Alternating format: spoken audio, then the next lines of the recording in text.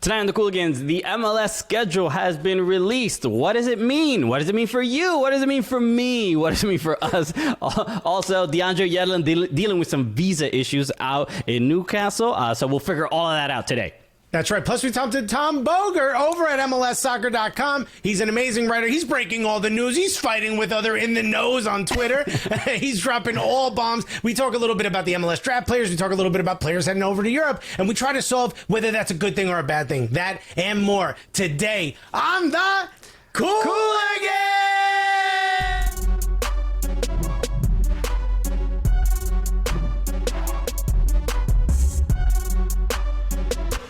Yeah, baby! Yes. Oh, warms my heart. We back, baby!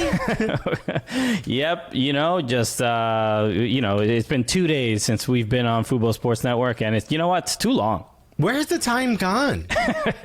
Hello, everybody. Welcome to the Cooligans. My name is Christian Polanco. That's right. I'm Alexis Guerreros. All right. We are your favorite stand-up comedians that host the funniest soccer show that has ever existed on internet television. It's television. It's on the internet. It's on your phone. It's on your iPad. It's on your computer. You might have it on too many places, to be completely honest with you. It's also We're actually on more places than simply just television. So it's absolutely. Nice. Yo, if you're at a doctor's office, just switch the TV to us, baby. Come on. Okay, yeah. Shut off whatever Fox News, your doctor has on. We don't need to see all that. Unless it's on fuboTV, then it's all good. You need people that don't even propose we give you the news. There's no facts in our show whatsoever. Exactly. They don't have to give any clearances for like Tucker Carlson to this is all opinion. This is not only is this an opinion, it's the wrong opinion. Okay. It's typically a bad opinion, we have this is the disclaimer that we do up top, but no, we're excited about today's show because we're going to be joined by Tom Bogert, writer for MLSsoccer.com, to talk about some of the offseason transfer news and some of the other dealings that are going on in Major League Soccer. So we also have another special guest. You might not even remember this. His thick-ass mustache. Oh, boy. I mean... Yes. So we had there's a title card for Tom and his mustache. It requires a separate one. His mustache has a separate IMDb account. Why is my mustache more successful than I am? This is messed up. I can shave you whenever I want. This is disrespectful. Yes, so Tom will be joining us in a bit. We have to start today with the breaking news of from Major League Soccer, which is that we know when the season is going to begin. We know when it's going to end. Allegedly, it is all chiseled in stone. Let's get going. Because when MLS put this out, the MLS Players Association was like, I don't remember agreeing to none of this. What's all this about? We're back together. You already updating your Facebook relationship status, and I don't even know anything about this. Wait, was I supposed to delete Hinge? Because I didn't know we was back together. I thought we were on a break or something. So look, MLS did announce that the season will be starting April 3rd and 4th, essentially 3rd or 4th, and that preseason will begin February 22nd. Again, you keep saying like it's actually going to be. This is the schedule they've put forward. Yeah. There's nothing approved. This reminds me of when I was engaged, and I'm like, me and my wife were like, or my fiance at the time, we're like, hey, you know what? Let's just be engaged for a long time. And everyone agreed. We all agreed. Everything was fine. It was fine. And then one weekend, she goes to some wedding conference, one of those things where like 1,000 florists and 1,000 DJs and, a wedding expo. Thank you, producer. And with her mom. And that night at dinner, we were like, well, I got my arm around. I'm like, we're going to be engaged for a long time. June 18th? This year? Damn. Hey, that's in 2 weeks. What? You already have my tux? How'd you do this? That's what MLS just did. They're like, no, skirt. We picked a date. And I lost that arbitration. I want y'all to know. Ooh, okay, yeah. That tends to be the case. But look, I think the when you look at some of these key dates, I think the confidence of like, yo, this is when the season's starting, this is when it's all happening, and then all the clubs are like, this is when the season's starting, and then a lot of the players are like, I'm so excited to be back, and I'm like, all right, well, and MLSPA, the Twitter is just radio silence, right? Yeah. Hasn't said a thing. So look, hopefully this suggests that the negotiation, and I'm being optimistic. I'm saying that hopefully that this suggests that the negotiations are going in a positive direction. Okay, well, let me offer a counterpoint to your optimism.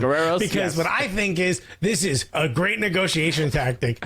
Way to really crumble the other side's ability to have any leverage in the negotiations when they start to see the entirety of MLS Twitter be really excited for the season to start. This is going to save our last year. What a horrible year. Yada, yada, yada. That's going to make it a little bit tough to feel like they lost the sort of will of the people, which typically can push you forward in negotiation if you're ever like in some type of arbitration. So I think it's a great tactic. You seem to think it's a signal that things are looking good. I think it's a signal that we've pulled the lever on some of the tough games here. Well, there was a note in it as well saying that the MLS is still trying to negotiate with players and still asking for those extra 2 years in the CBA. So it seems like not much has changed except the fact that we have this schedule, this possible schedule, and well, hopefully it works out. But the key dates that I kind of wanted to mention are really just the confidence of saying there will be an All-Star game, there will be a Leagues Cup, there will be a Campeones Cup. So it's still, full steam ahead. The plan is to get as big as we were in 2019, if not bigger. Yeah, exactly. And then knowing, MLS Cup will be December 11th, and the playoffs are starting November 19th, it at least instills some confidence in the soccer fan in America that, like, all right, maybe I'll be going to games at some point, Let's say the league is back, right? By December 11th. The league is back. The world is off to a better place. Mm-hmm. COVID is subsided, and we're able to go back to games. Come on, warm city teams for MLS Cup. Come on. We go back to, the simpler kind of the requests and pleasures that we had before. We love you, Toronto. Stay out of it. You are done with this. With this Chris Armas, take your time. Take your time, Chris Armas.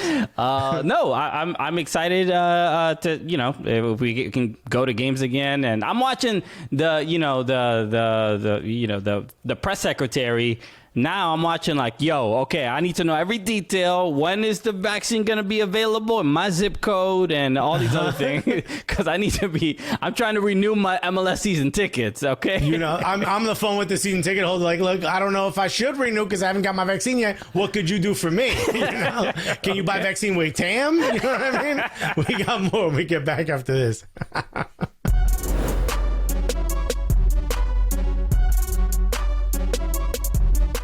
Hey, I'm Walker Zimmerman, and I can say I kicked it with the Cooligans.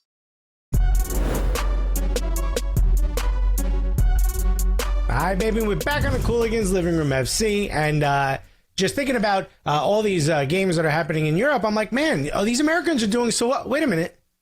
Newcastle's on, but I can't seem to find DeAndre Yedlin. Oh, yeah. Where is he? Is he benched as usual? Oh, no. No. There's a clerical error.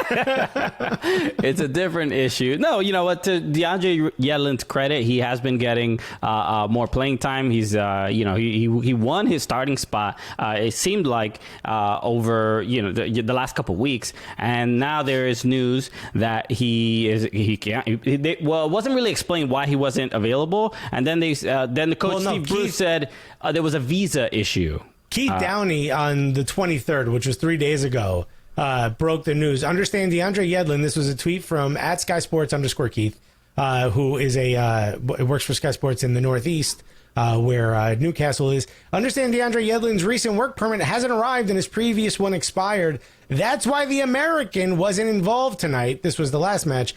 Steve Bruce confirmed the player had a visa issue after tonight's match. How?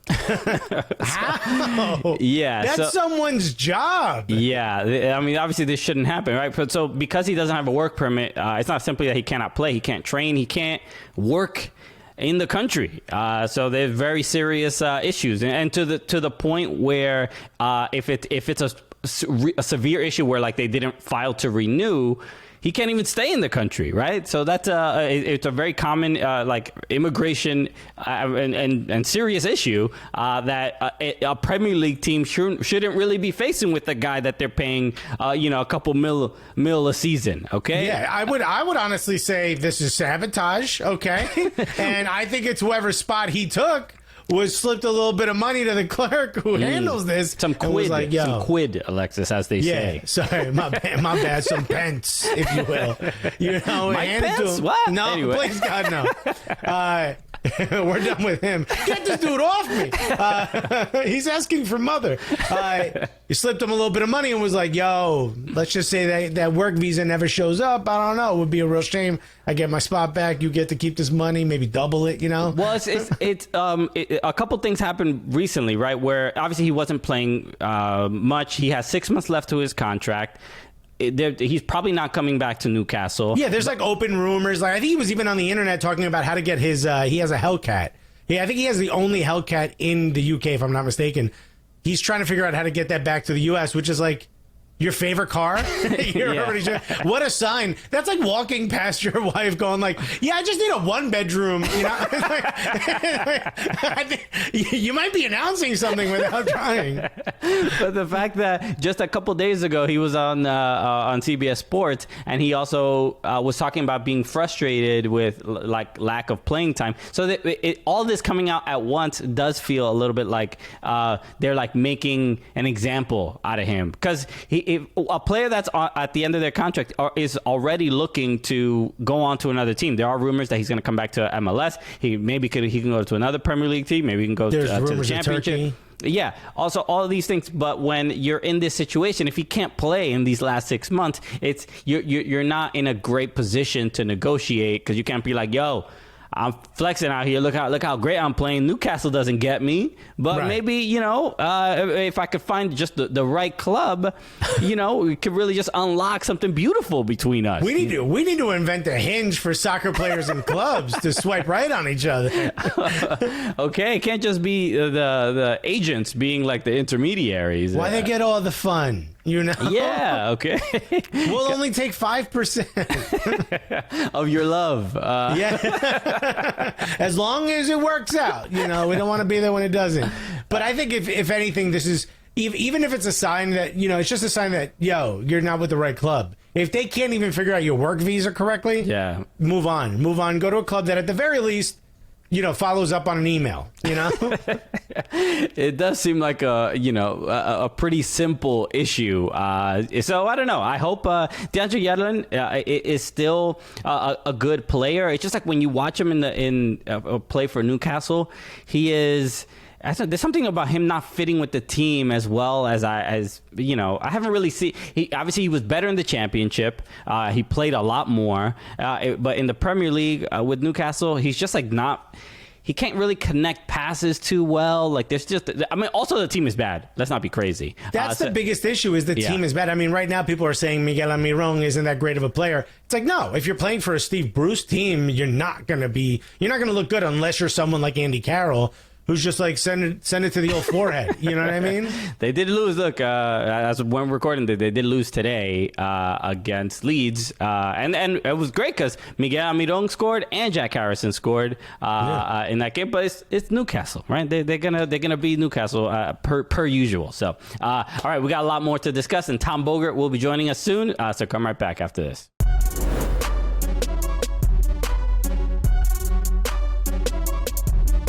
Hey guys, my name is Mauricio Pineda, and I kicked it with the Cooligans. All right, welcome back to the Cooligans Living Room FC, and we have Tom Bogert of MLSsoccer.com coming up in a bit. First, I want to talk about the U.S. men's national team. They have a friendly coming up against Trinidad and Tobago, and we know the roster. We know who's going to be there. It's going back to the scene of the crime. You know what I mean? Okay. There's been a lot of interesting things, I think, in this match against Trinidad, because a lot of people are remembering what happened in Cuba and and the U.S. Where? In Cuba? and what happened? They're missing out on the World Cup in 2018. But they people are remembering like when who they were mad at, right? The Josie Altidores, the Michael Bradleys, and there was a tweet that was going around again from Donald Wine, who's from American Outlaws. One of the head of the chapters there, and he had mentioned how Josie was the only one who that came up to the crowd and apologized for missing out for the result. I mean, just missing out on the World Cup. But so that's a whole other thing. But I did want to talk a little bit about the roster itself, all domestic players this time around. It looks like a fun squad. I want to see some of these guys get a chance to play for the national team. In particular, I'm looking at George Bello, who, if you remember, started with so much hype over in Atlanta. It seems like he kind of took a bit of a step back. Well, I mean, Atlanta United took a step back. I mean, and that's the point I was making was, I mean, it might not be his fault, Is Steve Bruce managing Atlanta United? Sam Vines, who I don't really, off the top of my head, don't really remember too much. Sam Vines is... for Colorado. Colorado, okay. The Pids. Yeah. But, we do have some. There's 10 caps. So you got Sebastian Lecce in there. You've got Josie Altidore, who's back, Paul Arriola, Jonathan Lewis, I'm excited to see get a chance, Cash Money Mueller, Daryl Dike. Daryl Dimelo Dike is going to be out there with the hookah. It's just great to have Dominican representation in Major League Soccer. I really love to see Google. No one even ask them. Just take it, yo. Dykeman is here, baby. Let's go. But no, I'm excited. The goalkeepers, Matt Turner, friend of the show, will most likely be the number one here. Matt Freese for the Philadelphia Union getting an opportunity. But Matt Turner, it's looking like it's a real possibility that he will be the number one. I don't know. He's after his playoff run and the regular season in 2020. There's a lot of there's a case to be made that Matt Turner could be or should be the number one goalkeeper for the men's national team. Well, if this wasn't a January camp and this was a full camp, the competition between him and Zach Steffen would be wild. Because I think Matt Turner's an incredible goalkeeper. Not free of mistakes. He does make his fair share of, he's a little bit of an aggressive goalkeeper. He's admitted it himself. But you've got Zach Steffen, who just maybe isn't getting as much play time. So between the two of them, I mean, it is kind of a toss-up. If you say you want to go with Matt Turner because he starts more, I can't really argue against that. It's two good choices. And also, Sean Johnson is in there as well. And I could see an argument there, being made. He was the leading. He had the most saves in MLS. Whether we spoke to him about it, and whether that's a good thing or a bad thing, he did make the saves. And he does have the voice of a villain, so put fear in the opponents. Strikers usually don't have as deep a voice as defenders. You know how it is. So he gets scared. Put some fear into them. We got Tom Bogert when we get back right after this.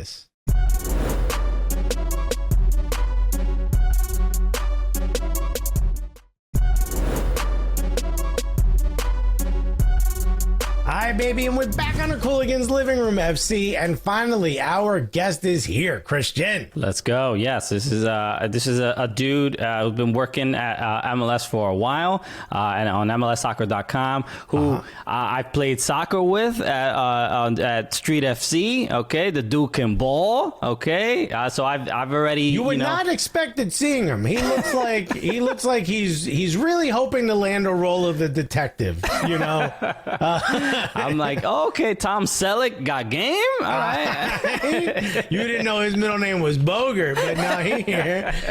This dude, I mean, when he started getting a bit more of a leading writing role, let's say, for MLSsoccer.com, we were like, yo, we know this dude is going to be great. We had no idea. He had just been collecting sources and I guess getting, photos of owners and GMs in compromising positions to hold over the head because he has been breaking news left and right. We got Deep Throat on the show. What's going on? Okay. MLS Gate. Is going to get broken open because of this dude. Absolutely amazing. He's fighting Fabrizio Romano on the internet. Let's put your hands together. Let's try for the one, the only Tom Bogert, everybody. What's going on, fellas? That's too kind. A couple notes quick right off the bat. Tom Selleck, no, pick up Sasha Question. That's what I like to go for. That's my vibe, both by mentality and by looks. So that's what I go for. And it's not compromising pictures. It's the fact that I look like such a clown with a mustache that people let their guards down around me because they're like, oh, this guy's just a clown. So I'll tell them whatever. Who cares? Yeah, buddy, it's worked for me forever. She said yes. She said I do. Look, I'm not at the level where I can if I try to grow a mustache, I've said this all the time. People think like I have some sort of condition or I'm trying too hard. I'm like, am I trying to impress somebody at prom? When Christian grows a mustache, it looks like 3 kids in a trench coat trying to get into a movie. How long? I'm curious now. How long have you? Because to my knowledge, as long as I've known you, you've kind of had a mustache, or is it a quarantine thing? It's been on and off. That's the thing. So at first, you could say, oh, it was just a quarantine thing. And then I was like, oh, I'm just doing this for these couple weeks. It's funny. It's ironic. But, like, more slowly, the realization has come that it's not a bit anymore, I guess. Like, I need to start just accepting the fact that this is part of me rather than, oh, I'm just doing it for a couple months, because you can always lay out an excuse like, oh, it was just for quarantine. Oh, it was just, why not? Oh, it was just, I thought it'd be funny. And like, no, this is all I got. This is who I am now. It doesn't. Normally, mustaches sometimes will come in and look creepy. Yours doesn't look creepy at all. It fits your face, man. You look like you've lived in Chicago for 55 years. You're a huge fan of the Bears. You know? That was the weird part. It looked normal. And, like, I remember looking in the mirror one day when I thought that it was just funny and, like, my friends were laughing about it. And I was like, oh, my God, like, this actually looks halfway normal. Like, am I a mustache guy now? And then I'm a mustache guy now. It's like you put on glasses as a joke, but it fits your face perfectly. You're like, I guess I got to be this person now. Oh, I got to do math and say smart things. Ugh. Yeah, just thank God you don't look good in a fedora, because that would be a cross too heavy to bear. Maybe that'll be next. You're from, you're a Jersey guy, right? Yeah, man. Down the beach. I'm from Wall, the Belmar, Asbury area. I rep that really heavy, as you guys always see me in Asbury Park FC gear, and me and Alexis going back and forth on Twitter about Jersey things. And that's why I'm afraid to ask, because I think I know the answer, but is it pork roll? Or is it Taylor ham? You do know the answer, and I know that the way that you teed that up is you knew that I was going to say pork roll, and you're going to try to yell at me. But New Jersey Secretary of Defense, the United States Secretary of Defense, Brunswick native Tim Howard is on the record in an interview with me saying it's pork roll, so I'm just putting it out there. It just hurts that you and Tim Howard have fallen as heroes today. What a shame. What a shame. So, all right. So, look, now that we've gotten, that's the New Jersey formalities all right, out thanks of the for having me, guys. I'm out. I'm good. Yeah. No, we cut your mic about 2 minutes ago. Obviously, you write for a couple outlets, but obviously MLSsoccer.com is the one that, especially during the off season, I'm sure there's a lot going on. And it's been... before we talk about the specifics of transfers, I want to talk about stepping into this role of like the guy who knows or gets sources or figures out. We have the Adam Schefters, we have the Wojs of in other sports, right? Stepping into this role, what does it take to be good at this, to be able to figure out what and get information that everybody wants? A lot of annoying, a lot of running through no's, a lot of, building trust and obviously doing these interviews, taking the time, saying, clearly showing that you're prepared and that, you care and that you, won't, run just anything that anybody says. So people know that, okay, like he's not just going to spin it some way or whatever, but you just keep asking questions, you keep building trust, you try to find the really tight rope of doing your job, but not being annoying to the point where like, people just start blocking it and losing your number, which, it'll happen a couple times here and there. So, yeah, it's a lot of tightrope walking. It's a lot of, like, knocking on the door, like the John Mulaney joke. Like, the way I knock is I say I'm sorry. Like, it's a lot of, hey, I'm sorry for reaching out. I'm sorry for annoying you, but I think I have to. Like, all right, fair enough. And then you just kind of, knock that down one by one. How'd you get the job? Did you just like walk into Don Garber's office and be like, you had quinoa for breakfast? And he's like, God, he knows everything. Actually, like I was doing the freelance grind. That's where a lot of the places like in my Twitter bio are from, just grinding and pitching places. And I finally got the editor-in-chief's email from MLSsoccer.com, who's no longer there at the site, unfortunately, but he's the dude who gave me the chance. I can't say thanks enough to him, but I emailed him. I was like, hey, Simon, like I had a couple of these ideas, and here are a couple writing samples. Let me know what you think, and let me know. He answers the next day and goes, hey, Tom, thanks for the email. I really appreciate it. No, we don't want any of those ideas. Thank you, though. But, well, actually, like we like a couple of your clips. Like, do you want to come in and maybe talk about something? So it went from, yeah, your ideas suck, but maybe we can work with something here. And again, Simon Borg brought me in, and I owe him everything. Yeah, they break you down to build you back up, huh? You'll be nothing without me, Break them like a horse. No, I mean, but shouts to Simon Borg, who also we've met, and it's just been really supportive of what we've done as well. So, who also gave me an opportunity to write for the website, and they were like, "This was a mistake." It's really, the spelling is what we have a problem with. Do the punctuation buttons on your keyboard just not work? You tried to write this in emojis? So, did you do this in talk to text? So are there any what has this offseason been like for you, as far as, like, I mean, we know Bryan Reynolds has been one of the big names rumored to be going over to Europe, but are there any Jordan Morris seems to be put you on a map in Europe. Like, are there any particular moments this offseason that have stood out for you, or been more unexpected, or at least a little bit surprising? Yeah, I mean, I think it all starts and ends with Bryan Reynolds. Like, I was obviously chasing that one for months. And when I first heard of Juventus being interested, that was the first team to kind of make the news. And this was like around Thanksgiving. And like, I was talking to people, I was like, this can't be true, right? Or like, they're interest, but they're not trying to buy him right now. Like, they're tracking him or whatever. And like, it was like, I don't know. Like, we don't know how serious they are. We don't really believe it either. And then all of a sudden, bang, it's like Juventus, Roma, Bruges, AC Milan, Inter Milan, insert all these teams here. And oh, by the way, because of England's work permit issues and the hurdles there, that's probably the biggest reason why there were no like English clubs seriously interested in the race, because it would have been probably impossible to get him a work permit, or I don't know the minutia that goes on there. But it was just insane to me. This kid, he had one MLS start before Reggie Cannon got sold to Boavista. One. And he made 14 this year. And it went from, oh, this guy's a rising talent, he's pretty good, to, oh my God, everybody wants Alphonso Davies came from MLS. I don't want to make a comparison and be lazy, but everybody wants the next Alphonso Davies. And it went from, oh, this kid's got some potential, he looks pretty good, to, oh my God, we need him right now. Yeah, it's amazing to me that everyone just all of a sudden jumped in. We were like, yeah, we knew this all along. Who is he again? What teams he played for? It seemed out of nowhere. Is it people rushing to hopefully get a good deal? Or is there something that we as casual fans just haven't seen, that he's like, is it like a combine thing where he hit a certain number? Like, what is it that is attracting so many teams to this player? No, it's a little bit of both.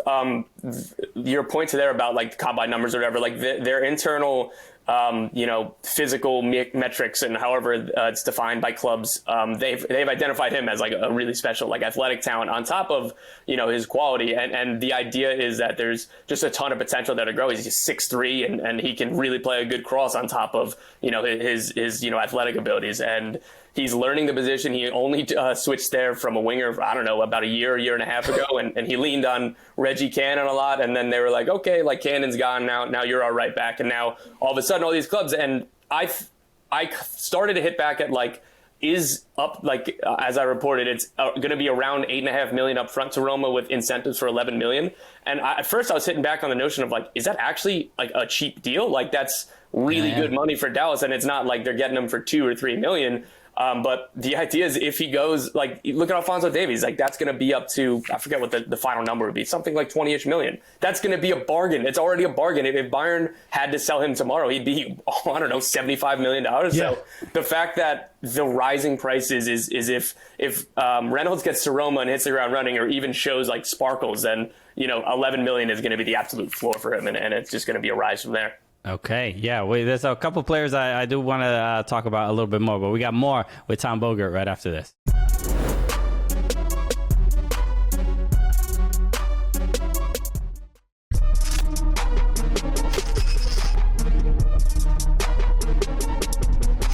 Molly Wagner was just saying she was like she hates penalties. She just wish it could go, extra time and all this stuff. But obviously playing in like 90-degree heat, especially after coming back from a big break, it's like exactly. Chill, it's not that. I almost said chillax. Whoa, where did that come from? Okay, all right, stoner from the late 90s. Right? Damn, yo, I saw Encino Man the other day. Should I not have watched it late at night? Whoa.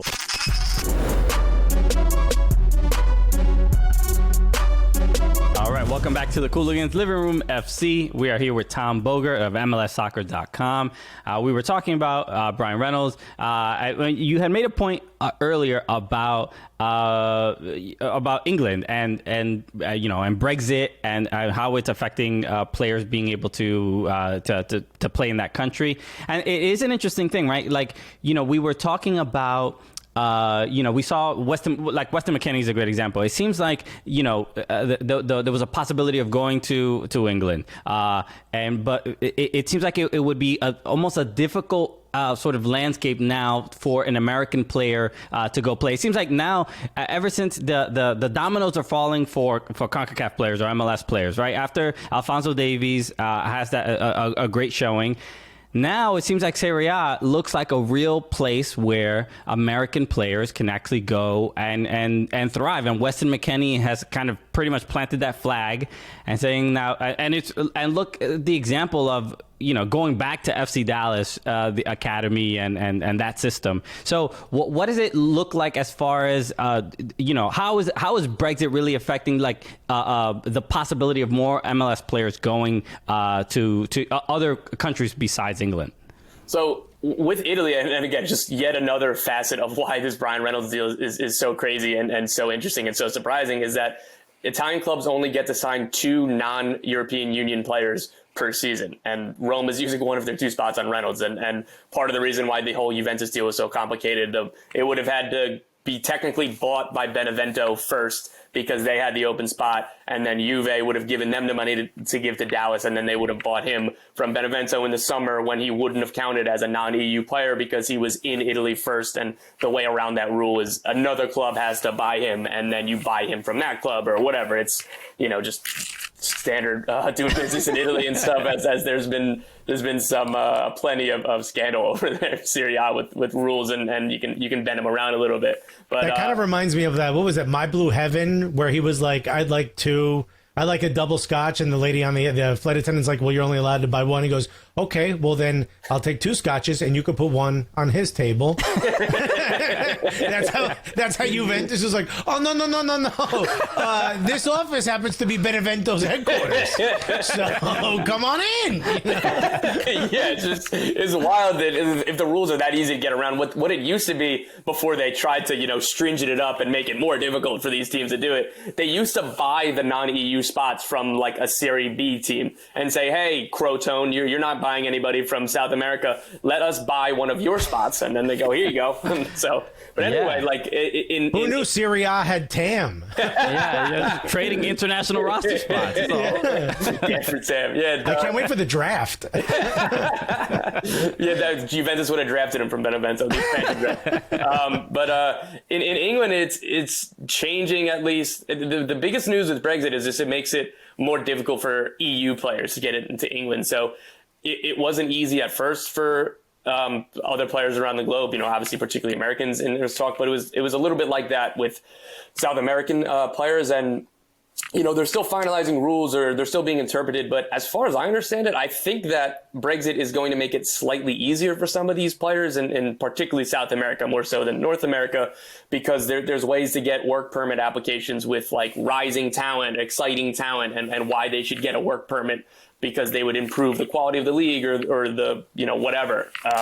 So when it comes to Americans and obviously Canadians and Mexicans, it's about being a current international. And as long as you're, Paul Ariel and Jordan Morris have no problem getting a work permit because they're regulars for the U.S. national team. They played in, I forget the exact formula. I think it's like 75%, right? Is that right? Oof, I didn't even know it was that high. But regardless, those two dudes qualified for that, even with Ariel's recent injury and a couple of these European-based camps where they were just using European players. But yeah, so it's fine as long as you're a national team player. And, the Athletic did some fascinating reporting on the way that Norwich got Sebastian Soto a work permit because they finessed that formula, and Sebastian Soto was included in a domestic-based U.S. national team camp. So it was weird to see just only MLS players or youth players from like European clubs. And then Sebastian Soto, who's starting in the second division in the Netherlands on loan, and they got him to get to the United States camp, and because he played in that specific friendly, he qualified for an automatic work permit, and now he's back at Norwich because they recalled him from his loan because he got the work permit, and like it's just crazy. Like, but there must be the coach from the loan team is calling Greg Berhalter from the parent team, and it's like, all right, give him 6 minutes in this game. It's like doing stock trading. It's the plot of Ocean's 14. Done in a boardroom, and if I'm the on loan coach, I might have missed that call. Sebastian Soto was like their best player. He was scoring at will. Like, what do you mean? We have to lose him because he's going to go to the national team, and if he plays, then we lose him for good. What the hell, man? Yeah. How much money are you going to give me on the side? I actually got an idea to solve this whole issue, right? Like, if you look at what Irish, a lot of my friends that I made in Ireland have all told me, like, there's like an underground system where like you get $20K if you can help. Like an American gets $20K if you marry an Irish person so that they can get in the country. Why don't we get a bunch of old English grandmas to adopt American players? Right? Now all of a sudden you get dual citizen. What are you talking about? My grandmother from Stoke? You shouldn't be giving these ideas away for free. You got to be pitching people. Are you kidding me? Yeah. You just broke the code.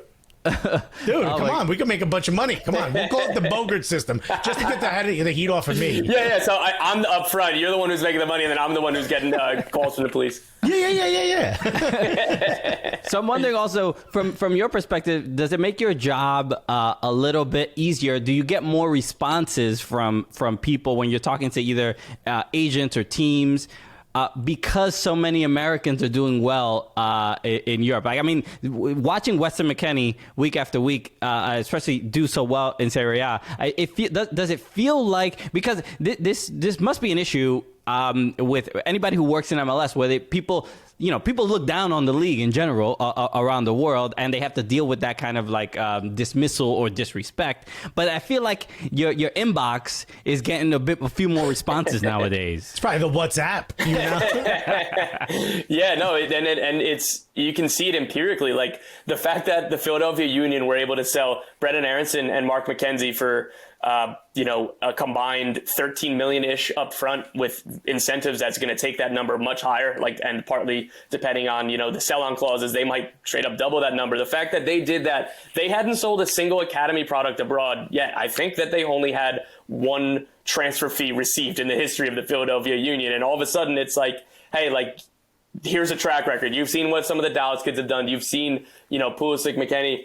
And if you think you can come in here and buy Mark McKenzie for $2 million because we haven't proved it, or you're dubious of the American system and the talent we produce, no. Look at those guys. We're not selling for anything less than X. And even during a pandemic, they were able to get such a great deal, and such great deals rather, and that just shows how it's like empirically you can see how the perceptions are changing, and teams that are smart enough are going, okay, this is still an undertapped market. This is still something where maybe we can't steal somebody for $500,000 or $1 million, but even at $6-7 million, Mark McKenzie is going to be absolutely worth it, and we're going to make more money down the line.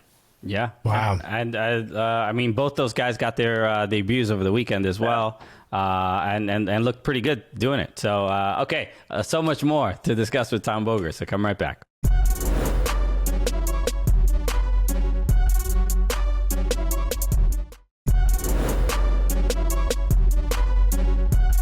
All right, baby, we're back on the Cooligans Living Room FC, and obviously we're still here with Tom Bogert. Quick, when you look at sort of the last few transfers that has happened, it seems like all these young players are getting all these big opportunities in big clubs, and a previous young player who got a big opportunity at a big club and didn't take it and stayed with MLS, Jordan Morris, now probably at the peak of his career, right? Had an amazing year last year. He's taken the chance to go on loan to a second division club. And I think it took a lot of people by surprise. What are your thoughts on Jordan Morris moving to Swansea? Why was this the place he went? Why was this the move? And how do you think it's going to work out? Is this just a chance to maybe dip his toe in Europe, and he does plan to come back after the 6 months, or do you see something bigger after this? So, yeah, I was pretty surprised at that, too.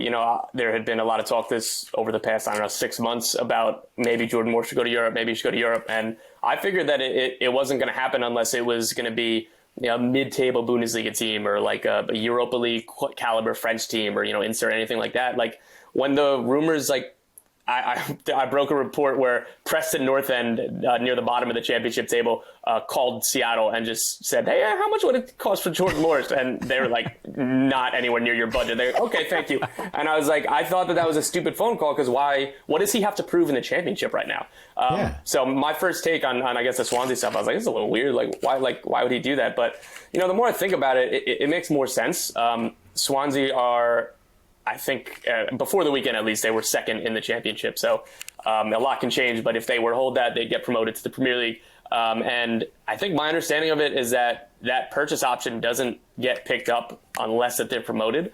And the other side of that is even if they're not and he does well, I think that a promoted club or a relegation threatened Premier League team would pull the trigger on it rather than him just coming back after 6 months. But I think that part is good because if he goes over and it's kind of like a 6 month show me deal where if he does well in the championship and he's going to get picked up by, a top division club somewhere. So, I've talked myself into it more and more and they play 3-5-2 from what I've been told. I'm not going to sit here and lie that I've been watching a ton of Swansea action this year. And so he'd kind of fit in like a second forward type of role. So I think it'll be interesting to see him in a new role. And Paul Areola has been reported with them, and I was able to confirm that Doug McIntyre of Yahoo broke that. And they are in talks with DC United about potentially grabbing Paul Areola in addition to Jordan Morris, which would be a lot of fun because this would, make a team I think that some Americans would be paying a lot of attention to just because they grabbed a couple national teams, a couple MLS guys. And the interesting wrinkle on that one is that DC United co-owner Jason Levian is also the co-owner of Swansea City, so maybe that should help a deal get through some way. Where people have been joking, who does he negotiate by himself, or how does that one work? But just move money from one pocket to the other. Nobody I would like to buy my own pair of shoes from myself. What I did like about that? Well, the one thing I didn't like, I watched Swansea FA Cup this weekend, and I'm like, damn you. Information. Damn you for making me watch Swansea in the championship for this championship team. But the announcement of Jordan Morris, it was a cool thing because there's something happening now where we're seeing MLS players go to European clubs, and the fans under the announcement of the tweet, they're like, oh yeah, I've heard about this guy, or Sounders fans are like, yo, you guys are gonna love him and all this, and everybody's like, what is all this positivity coming out of England and Wales? Let's not go crazy because remember when Brek Shea got purchased by Stoke? All the Stoke fans were chanting USA, USA. And where did that go? So let's not all jump the gun just yet. Okay, but I think Jordan Morris is going to do well there for sure. I don't imagine, like when you look at, you mentioned that he maybe the possibility of going to Bundesliga. And when you think of the forwards, the American forwards that are there, Josh Sargent, Matthew Hoppe, you're like, well, he's better than them. Right, so I can imagine him in the championship should be able to thrive a little bit. And also, Swansea are pretty good. That's obvious. Yeah. Yeah, I think that he's going to do well, and obviously it is weird to be optimistic and positive. It feels weird. Like what a new is day. This feeling? It's a new day. Okay, this Americans are hot right now. Okay, I know we're dealing with insurrections and all this other stuff. Post-election, there's a new feeling. The soccer players, the soccering is pretty good. Okay, I think there is a fair reason to be optimistic. Especially, and not even just from a quality perspective, but from a business perspective. Christian Pulisic going to Chelsea, being sold for so much money, and this is how we're at the point where teams don't want to be left out. You know, it's the gold rush. I know, and there seems to be some of these great deals if we just go in and and steal the land. Right, and fans are upset. They're like, "Oh, they're only being bought for marketing." Well, come get these marketing pieces, baby.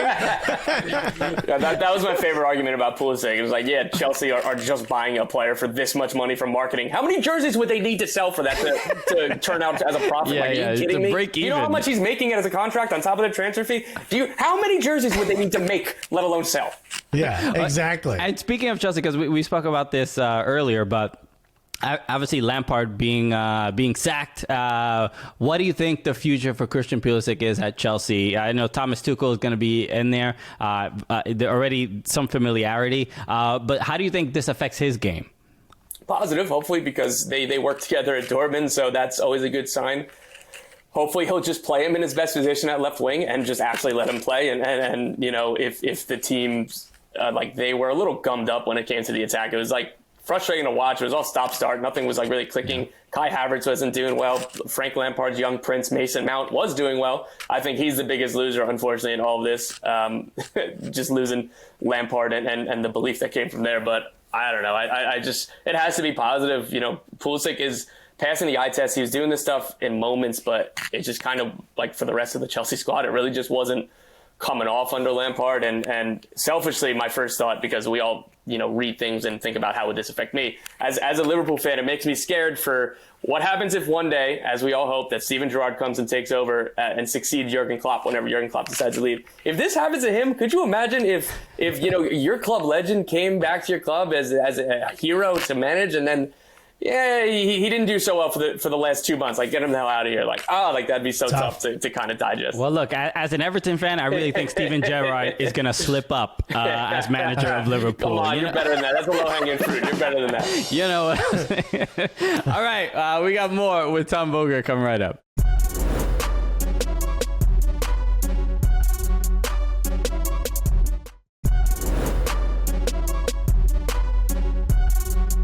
All right, we did it again. Thank you so much, Tom Bogert of MLSsoccer.com, of Extra Time as well. Thank you so much for joining us. Tom, is there anything you want to let people know about before we let you go?